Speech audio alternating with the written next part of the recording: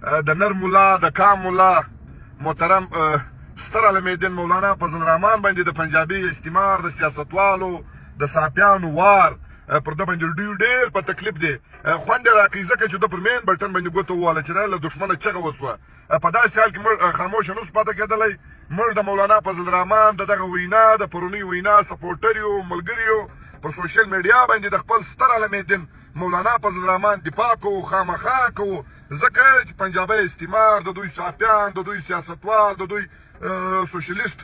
صافیان ټول په چغو دي په ویر دي په بغارو دي نو په داسې حال کې موږ د خپل نر ملا د کام ملا مولانا فضل الرحمن صاحب سپورټر یو خدای دې وکړي چې دی پر خپله خبره به ډډ کې ودرېږي او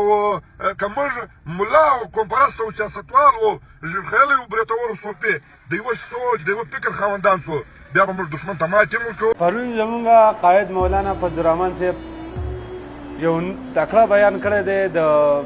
پنجاب د دلالانو له پیغام ورکړی دی او دغه خلکو پسې ښه کره صفا خبرې کړي دي نو اوس سره پنجاب دلاله میډیا را پاسېدلې ده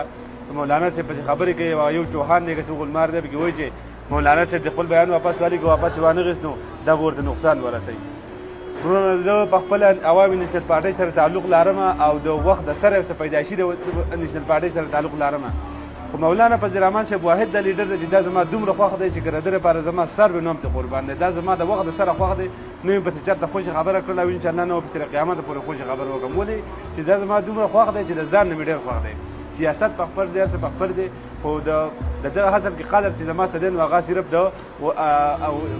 عالم دی د دې وجې نه ډېر زیات قدر دی د کومه مونږ ټولو له پکار دی چې په دې ډنګرې مولانا فضل الرحمن صاحب څه ودرېږو که چېرته پښتو غیرت را پکې او انشاءالله مولانا فضل الرحمن چې دا کوم بیان کړی دی که دا خلک څه وایي چې واپس دي ولې ودي شي ودي شي مونږ د سره ټیک ولاړو چې د خپل بیان واپس والی نه چېرته سر چاته ټیټ راولي نه چاته پاتې راولي او انشاءالله چې که زمونږ دا سر و نو هم به دا ستاسو نه قربان یو په اخره کې